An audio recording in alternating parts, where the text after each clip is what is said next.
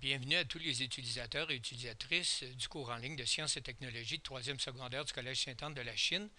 Dans cette capsule, nous allons répondre aux questions et fournir les explications nécessaires à la compréhension de ces questions. Les questions 58 à 74 des notes de cours du module 6, partie 2, portant sur l'oreille et la anatomie et physiologie, ainsi que sur les mécanismes de l'audition. Commençons par l'anatomie de l'oreille. Identifiez le schéma suivant. Alors, ce qui est très important ici de comprendre, c'est que l'oreille est formée de trois parties.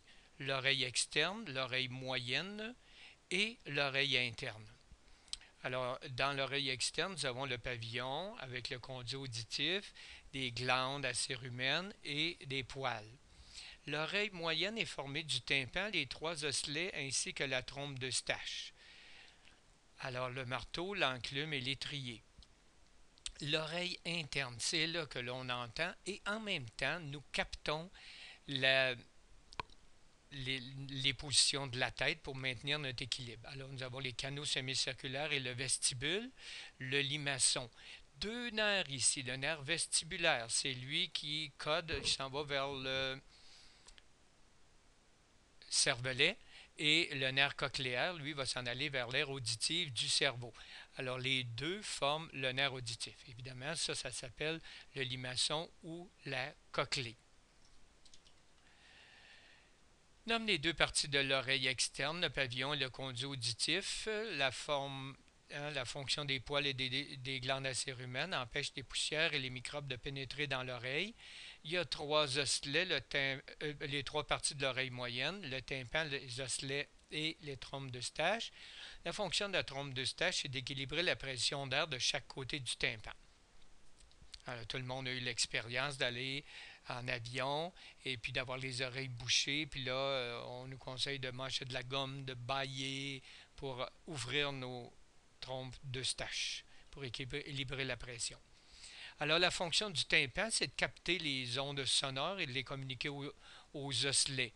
Alors, on voit ici les parties un peu plus détaillées de l'oreille interne. Alors, on a ici le vestibule, les canaux semi-circulaires, le limaçon avec sa fameuse fenêtre ronde et en même temps sa fenêtre ovale sur laquelle l'étrier vient s'appuyer. Alors ici, ce qui est important de comprendre, c'est de voir que dans l'oreille interne, on a la partie ici qui va coder pour l'équilibration, donc le vestibule, et le nerf vestibulaire qui va aller vers le cervelet. Tandis que la cochlée va permettre au nerf de se former, le nerf cochléaire qui va aller vers le cerveau. Alors, le son, qu'est-ce que c'est? C'est un déplacement d'air, comme le montre cette illustration.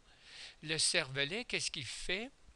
Alors, les vestibules et canaux semi-circulaires servent à maintenir l'équilibre en définissant la position de la tête. Et c'est la partie de l'encéphale qui reçoit les influx nerveux de l'équilibration, c'est le cervelet. Ici, on montre le travail du vestibule et des canaux semi-circulaires.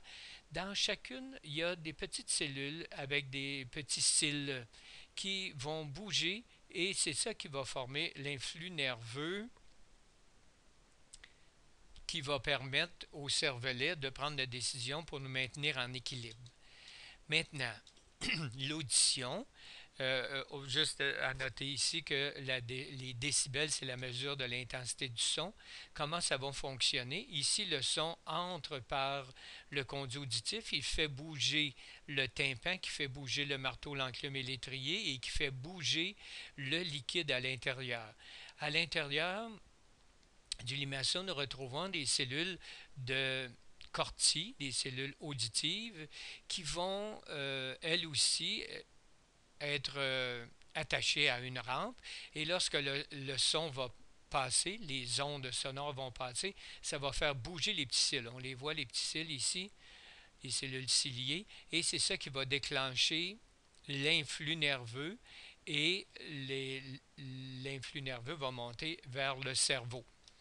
Alors, quelques exemples ici d'intensité du son.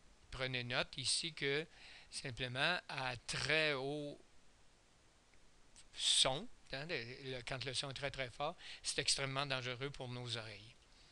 Maintenant, quel est le rôle de l'oreille externe? C'est de capter les sons qui voyagent dans l'air. L'oreille moyenne, c'est de transformer les ondes sonores en ondes mécaniques et de communiquer ces ondes mécaniques-là à l'endolymphe de l'oreille interne. Le limaçon transforme les ondes liquides de l'endolymphe en influx nerveux. Le nerf cochléaire, lui, va transporter l'influx nerveux auditif du limaçon vers l'aire auditive du cerveau. Donc, le rôle de l'aire auditive, ça va être de recevoir les influx nerveux, de les analyser et de donner la sensation d'audition. Alors, sous quelle forme voyagent les ondes, les sons? Alors, dans l'oreille externe sous forme d'ondes sonores, dans l'oreille moyenne sous forme d'ondes mécaniques et dans l'oreille interne sous forme d'ondes liquides. Alors, voici le trajet. Si vous suivez le schéma, vous êtes capable de voir que le trajet des ondes sonores, le son, va passer du tympan, du conduit auditif, du pavillon, du conduit auditif, le tympan, les osselets, le limaçon, le nerf auditif, le nerf de l'audition, et l'aire auditive du cerveau. Alors, bonne étude pour cette section et à la prochaine.